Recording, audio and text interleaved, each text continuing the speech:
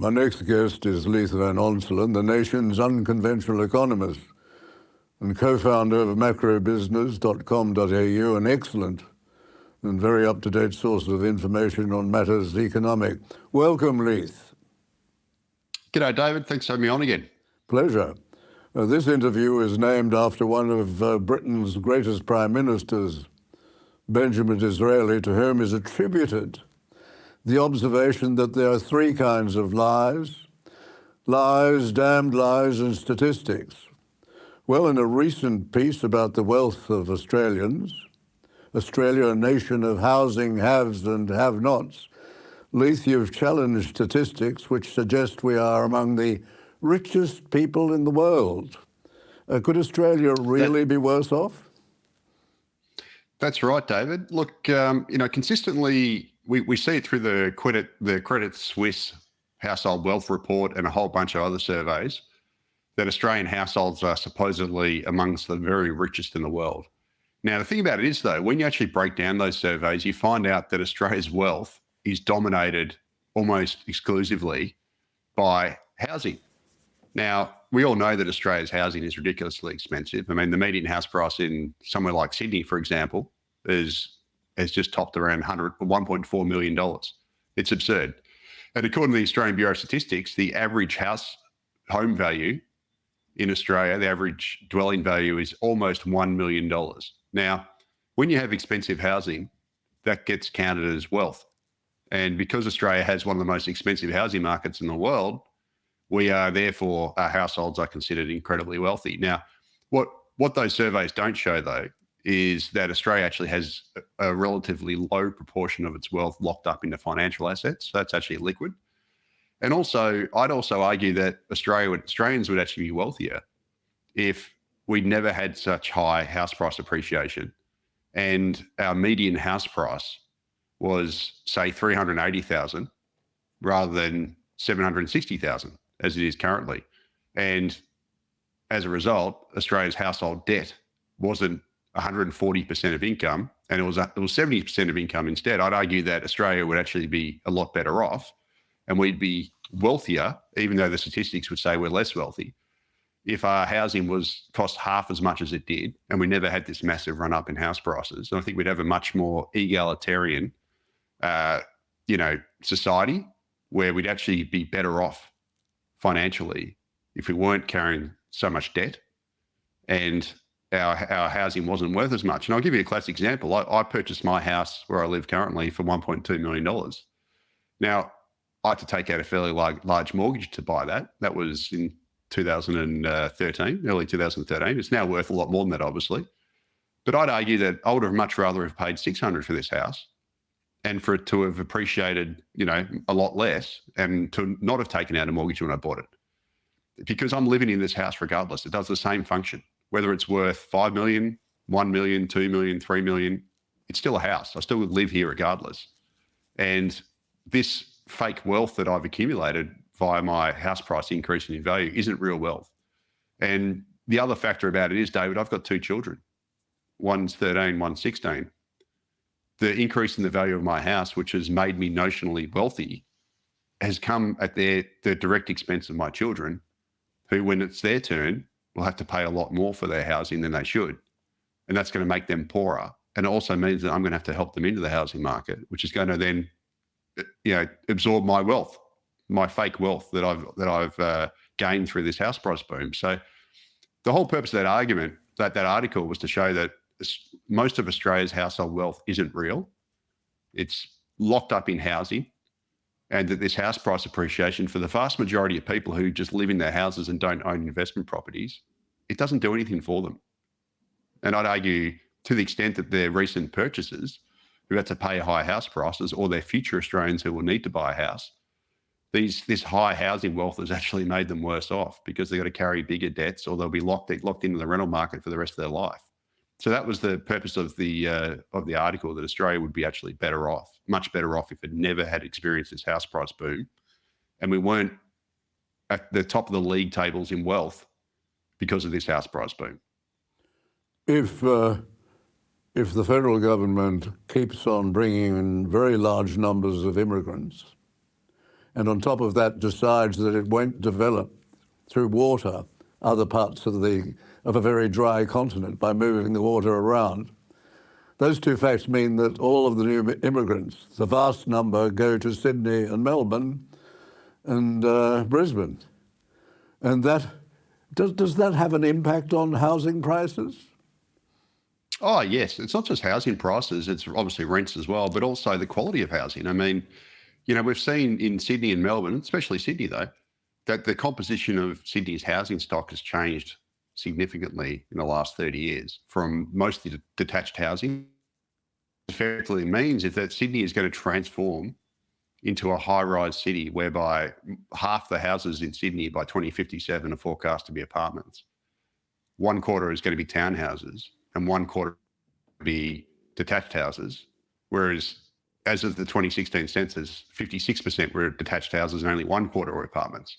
So this is a massive transformation from, our major capital city, current largest capital city, from, homes with backyards to high-rise Asian-style cities.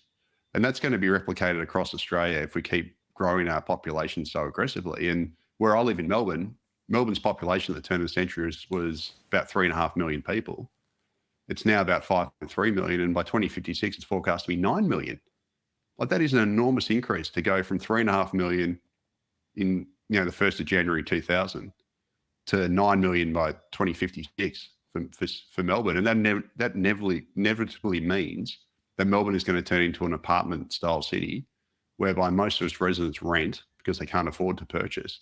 And it's a massive dilution in living standards. And this has been driven by this big Australia immigration policy. And being essentially a minerals and energy exporter, if we bring vast numbers of people in, doesn't that reduce the income of Australians, the GDP per capita? That then begins to fall, doesn't it? If you keep on bringing in more people with the same amount of exports, the country becomes less rich, doesn't it? Or the people become less rich. Yeah, it does. It does. Look, Australia pays its way in the world by selling its fixed mineral endowment of of resources, I should say. And obviously, I'd argue that Australia would be wealthier today if its population was still what it was at the turn of the century, which was about, under 19 million people, than its current size of 27 million, because our energy and minerals exports that we sell to the rest of the world aren't determined by our population size. The demand for them is exogenous, which means it comes from abroad. And obviously, if you double the nation's population, you halve the resource base, other things equal. And this is why, for a major commodity exporter like Australia, it is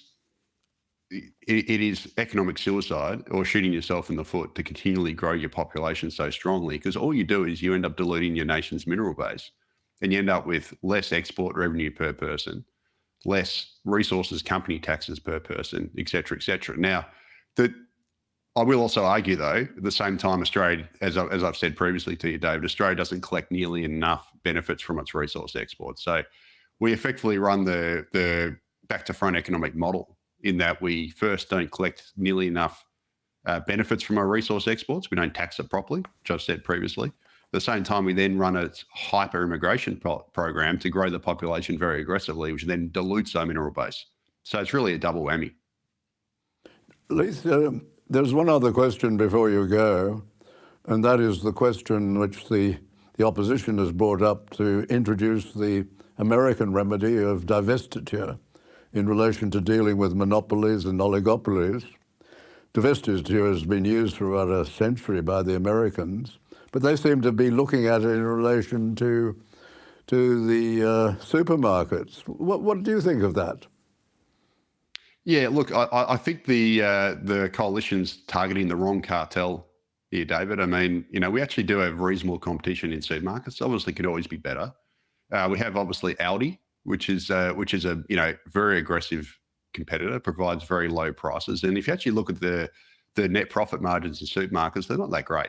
It's not as bad as you think. And with the non-food retailing, So your bricks and mortar, discretionary retailing, etc. We have obviously the internet providers. Like we've got Amazon, we've got eBay, all those sorts of things, which provide a lot of competition. The area where Australia really needs action is energy, because we have a handful of foreign-owned companies which have taken control of, over 90% of the East Coast gas market, and they're effectively gouging us, charging us monopoly prices at home, while they export more than 2/3 of our gas. And that is the area where the coalition should be smashing. If it wants to smash up anything, it needs to smash up the energy cartel, because the energy cartel on the East Coast, where we don't have any domestic gas reservation, is effectively forcing East Coast residents to pay prices for gas that are some of the highest in the world, despite the fact that we export more than 2/3 of that gas.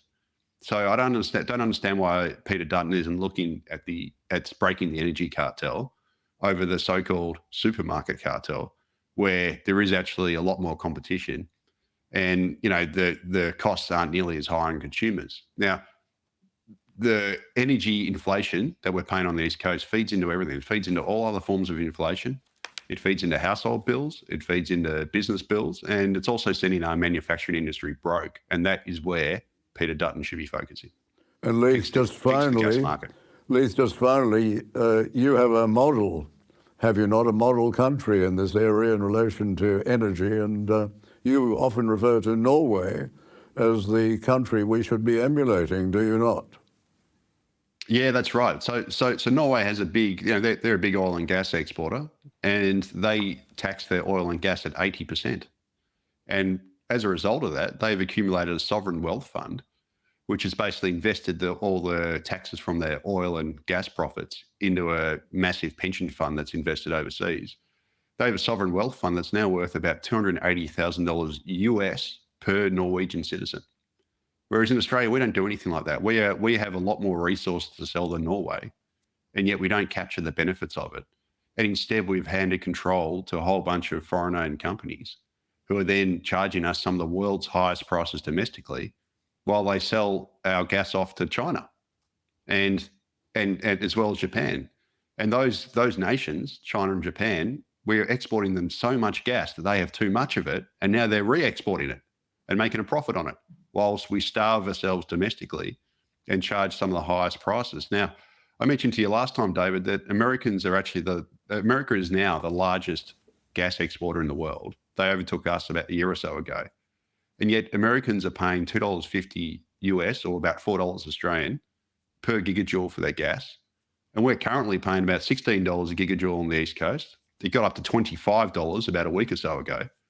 So as a result, Australians, despite being massive gas exporters, are paying, currently 4 times more than what Americans are paying, even though they're the biggest exporters in the world. And the reason why this is so important, Dave, is not just the gas price, which obviously feeds into our heating costs and those sorts of things, but gas, we use gas as the peaking fuel to generate electricity. And what that means is when we don't have enough wind and we don't have enough solar, as we don't currently in wintertime, we need to use gas furnaces to generate our electricity. And because we've made gas so expensive, it's also driven up our electricity costs. So we're basically paying extremely high gas costs and electricity costs because we have this massive energy failure with gas, policy failure with gas. And that is the area where Peter Dutton should be smashing, not the supermarkets. We don't seem to have a wise ruling class, do we, Leith? Thank you very much. Your contributions are always so very good. You see things so clearly, and that's why you're called the unconventional economist. Thank you very much, Leith van Onselen. Thanks, David. Speak to you next time. Good.